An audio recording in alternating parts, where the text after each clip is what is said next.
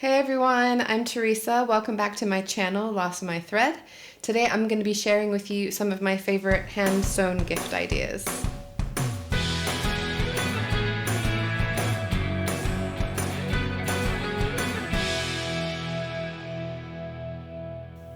We are coming up to a very gift-heavy time of year, at least in my life, and I know in a lot of other people's lives as well. So I thought this would be a good opportunity to share with you some of the things that I've made for people over the years.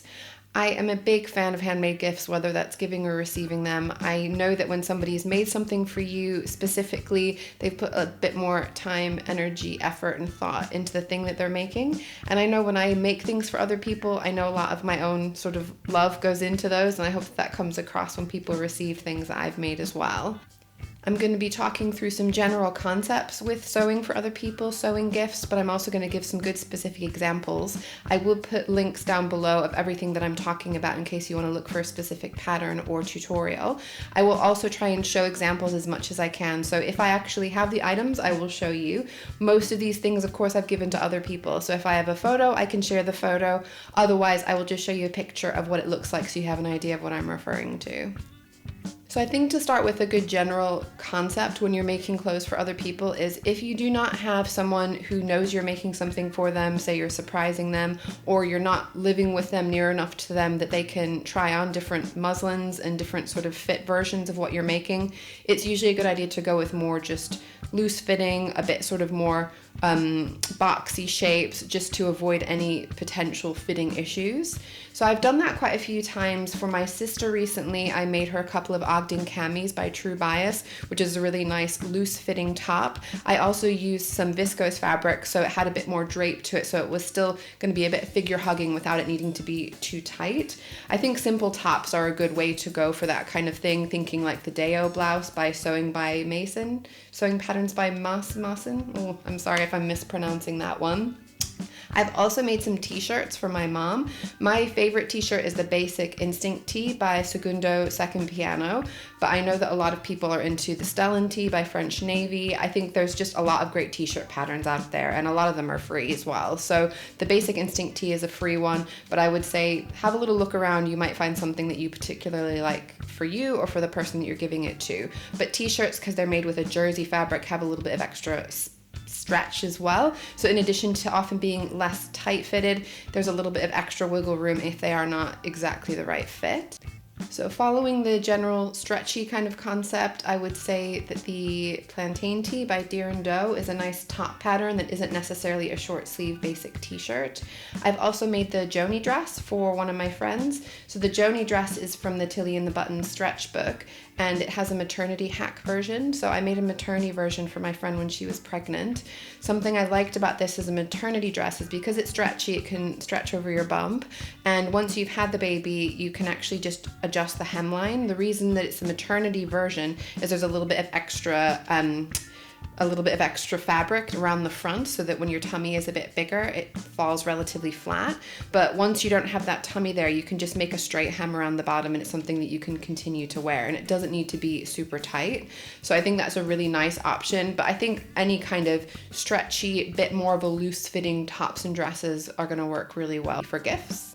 Pajamas can also be a really fun option. I would say that I'd probably be a little bit more comfortable making pajamas for a man rather than a woman, and that's just because the men in my life tend to have a bit less shape to them than the women in my life. It can be a little bit tricky to fit pajamas around a curvy figure. I know myself, I've had difficulties finding pajamas that fit me in the shops, so I wouldn't want to go to the trouble of making pajamas for someone if they're not necessarily going to fit right. But I have made pajamas for my husband a couple of times. I will pop some photos in. They're behind me, but I know I'm not going to be able to really show them terribly well as I'm holding them, so I'll put pictures up instead. The ones that I made for my husband came from a Simplicity pattern. Those are the 7045 Simplicity pattern, but honestly there's a ton of pajama patterns out there. They're all going to be really similar, but these are just a classic pajamas. Of course, because it's Simplicity, one of the big four patterns is going to come with a lot of variations. So there's a shorts and short sleeve version. It also comes with a robe, so if you wanted to possibly make a robe as a separate gift, or if you're thinking maybe next year you can make a robe, it's good. You're gonna get a lot of good value for money out of that one. If you didn't want to make a classic pajama style pajamas, you could also think about making a pair of Hudson pants by True Bias. And I know that's a unisex pattern, which is quite nice. So you've got different options. And I would say similarly, the Stella joggers from the Tilly and the Button Stretch book is a really similar style of jogging pants. And those could be paired up with maybe like a t-shirt to make a good pajama combo. I mentioned robes, and I think robes are actually a fantastic option as a gift for other people because they don't need to fit super neatly. You're not going to have any kind of buttons or zips that need to match up in the front. You can kind of wear them a little bit looser, tie them a little bit tighter to get the fit quite right. They are a really good one to go for. So I would say depending on the style, there's some different options. If you did want to make more of like a, bathrobe, dressing gown kind of style thing, then I really like the Laya unisex dressing gown pattern by Named Patterns. This can be shorter or longer, and like I said, it's unisex. You're going to get a lot of good value for money, and I think that would be a really nice cozy one. I also really love the Suki robe by Helen's Closet Patterns. I made one of those for my niece, and I made hers in like a silky rayon-y fabric, and that's more of just like a lounging around feeling glamorous kind of robe. And that one again has some like 2 different length options, has some nice contrast color as well around the edge of it, contrast tie, a little bit of contrast around the wristband just to make it a little bit more interesting. If we're sticking with cozy, I think a nice cozy cardigan or an oversized sweatshirt can be a really nice option as well. For cardigans, I would say you're going to want to try to avoid anything that needs to button or close at the front just because the fit needs to be a little bit more specific for those. But I was thinking more something like the Blackwood cardigan by the Helen's Closet Patterns. And I would say like the Driftless cardigan by Grainline Studio has a similar kind of a fit where both of these are going to be a little bit more looser, a little bit more drapier, not necessarily needing to fit perfectly and close around the front. You could think of something like the Toaster Sweater by Sew House 7 to get a nice sort of cozy jumper kind of a feel as well. I really love the idea of making a loose fitted jacket for somebody. So not anything that's going to be too fitted, but more like a boxy kind of a shape. Thinking like the Wixton Howry, the Lichen Duster by So Liberated, or the Ayora jacket by Pauline Alice Patterns. I think all of these would be a really cool gift. You could make a really nice finish as well on them to make them really kind of elevated. And I think that would be just such a cool gift to receive somebody, and it wouldn't have to be too fitted. It would be able to be, worn a little bit bigger, or even if it was a little bit smaller, it wouldn't be a huge problem because it does have that extra sort of ease in it anyway.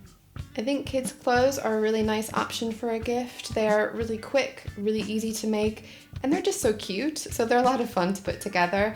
I have made a lot of kids' clothes over the years for relatives and friends' babies and little ones, and I'll share with you some of the things that I've done.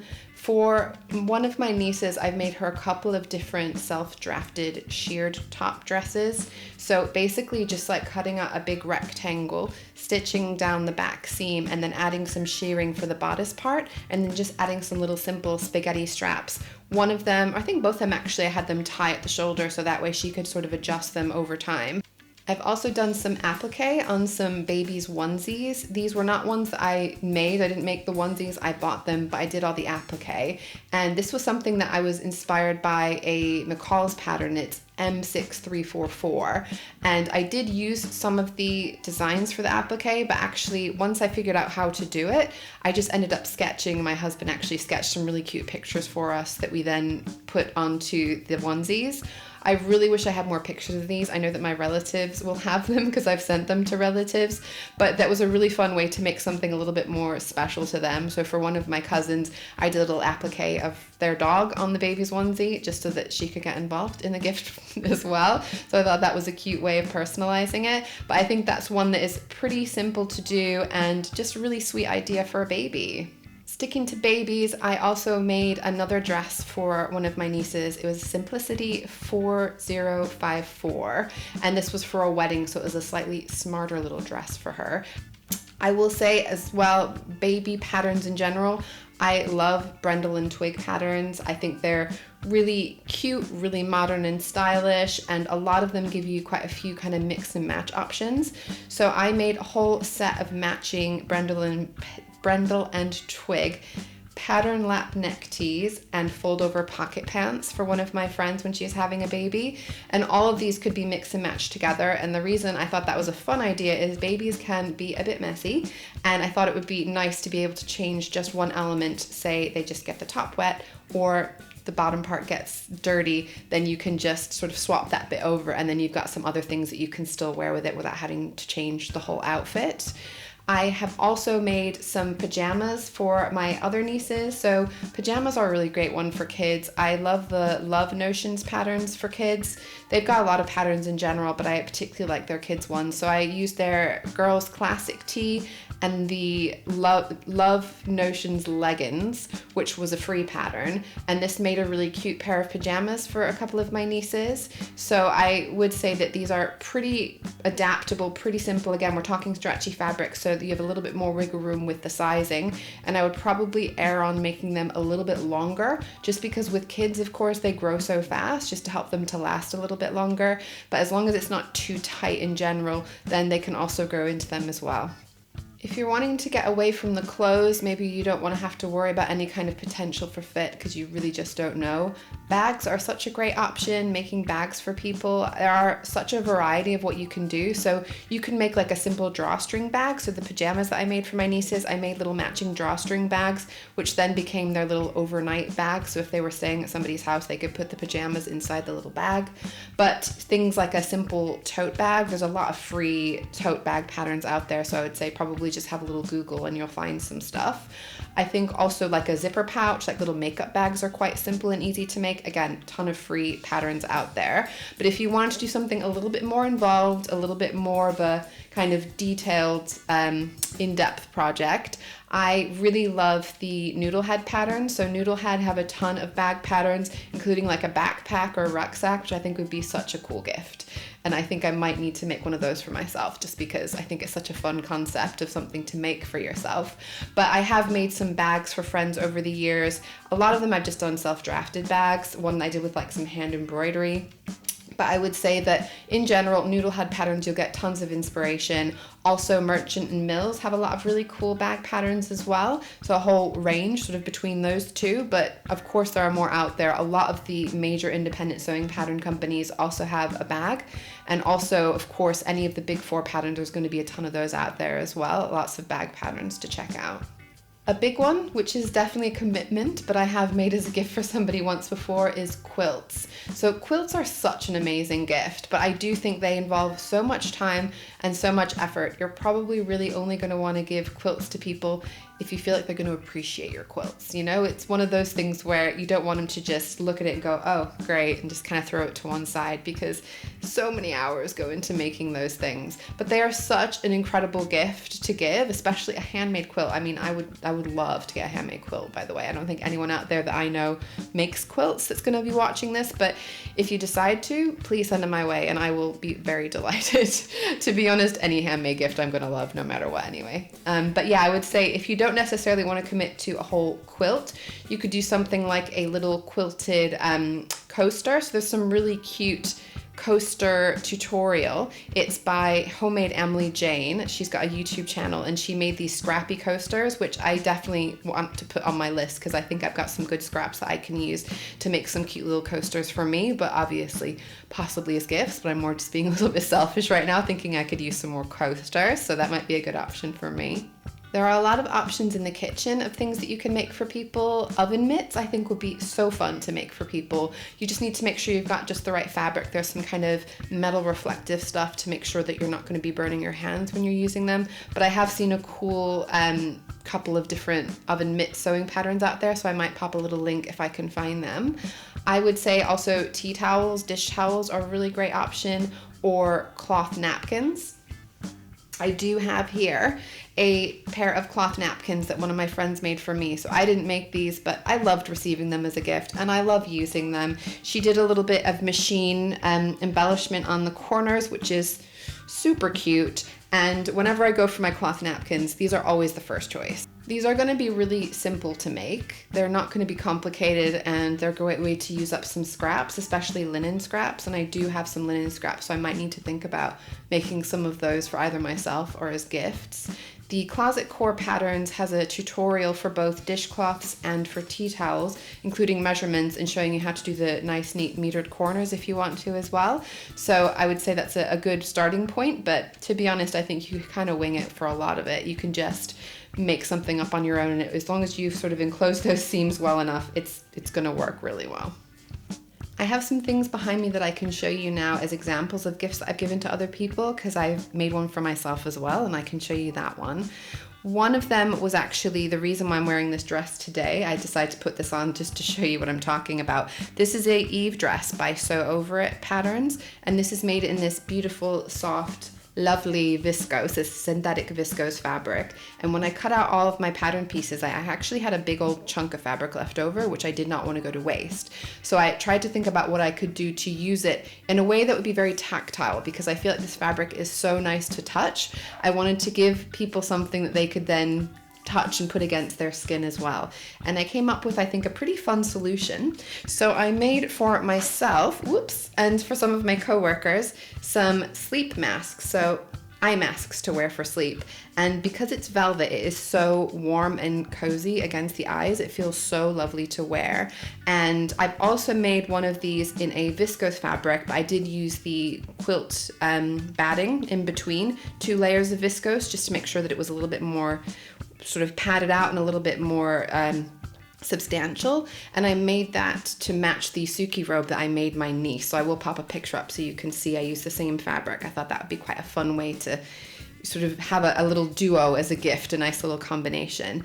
But this is the Tilly and the Buttons free pattern on their website, and it's really easy to make. I think whenever you're making the same thing over and over again, you can get really quick into kind of the batch cutting, batch sewing, doing all the stages together. So I whipped up a whole load of these without too much time at all, and then it was a fun thing that I could share with my coworkers. One of my favorite gifts that I've made for people are wheat bags. So wheat bags are little bags that I have made that I filled with wheat and dried lavender. You can also fill them with rice as well, sort of plain uncooked rice. And this is made with a really cute, soft, brushed cotton or flannel fabric. It's super cozy, got the cute little animal print on there. This is a self-drafted version, so I basically just figured out what size I wanted it to be, added a bit of extra seam allowance. I then stitched it around all 4 of the sides, just leaving a little gap over at the top, probably maybe about 3 inches wide, so that I could funnel in the wheat and the dried lavender, and then hand stitched it closed. These can be either put in the freezer and then used on like injuries if you've got like a sprained ankle or something like that, or you can put it in the microwave and then it can be used for achy muscles or just to warm you up on a cold day.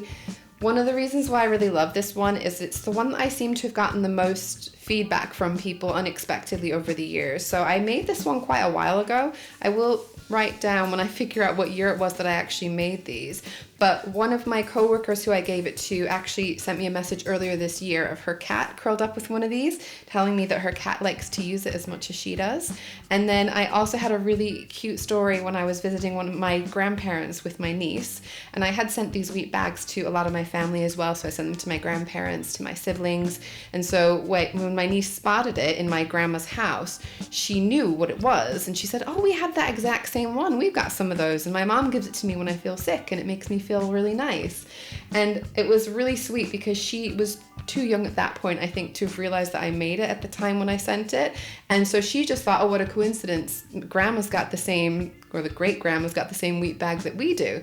But it wasn't a coincidence because I'd made them, and that just made me really happy, and it warmed my heart to know that she really liked it, because of course kids are pretty honest with you and they're not going to tell you they like something if they don't. So this is one that I know has gotten a lot of love over the years, so I would highly recommend it. If you are making something like this, you're going to want to include instructions as well.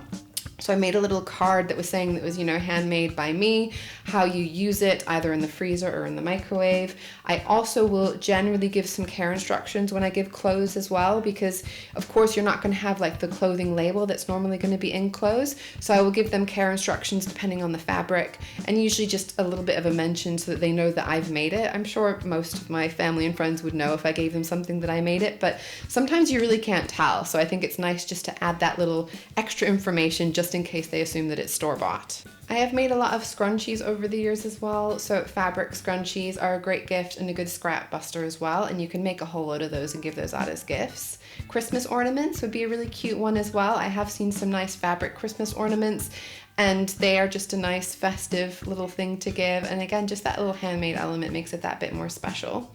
I'm also a big fan of beeswax wraps. I've actually made a tutorial about how to make your own beeswax wraps, including like a variety of sizes and making a little gift pack if you want to give that away as well. Technically, this is not a hand sewn gift, but it is fabric, and it's certainly used from my own scrap fabric. So I think most people who sew often have some cotton fabric lying around, and it can be a good way to use that up and just a cute little gift to give as well. Again, you're going to want to give some usage instructions, care instructions for this kind of a gift. And last but not least, what would any 2020 hand-sewn gift list be without face masks? So face masks are not the most fun thing to make, certainly at least not in my opinion. I don't love making them, and I probably only like receiving them so much, but they're really practical. So there are a lot of different hand-sewn face mask patterns out there. I've made a few different ones, and I would say all of them are pretty good. They all work pretty well, but my favorite is this 3D face mask. So this is one, you get the idea. This is one that Marie from A Stitch Odyssey on Instagram did a really nice Instagram tutorial video about of how to make, but this is the one that I would say is the quickest, neatest. You also have options of either using the same fabric all over, or you can use a different kind of fabric on the top and the bottom. And I feel like this is just such a useful, practical gift this year, and I think pretty much anyone could use a face mask. This one seems to be pretty good as far as fitting lots of different shapes of face as well, different sizes, so it's a pretty good one to go to. And I know that I'm planning to make some more of these as gifts this year. I hope I've given you some ideas and possibly even inspired you to make some handmade gifts if you haven't before. If you think I've missed anything really obvious, or you have got a great suggestion of things that I could try making for other people, please do leave a comment down below. I do like to make gifts for other people and scratch my brain every single year about what could I make that I haven't made before? So any new ideas are always welcome. If you did like my video today, please do like and subscribe, and I will see you again before long. Bye!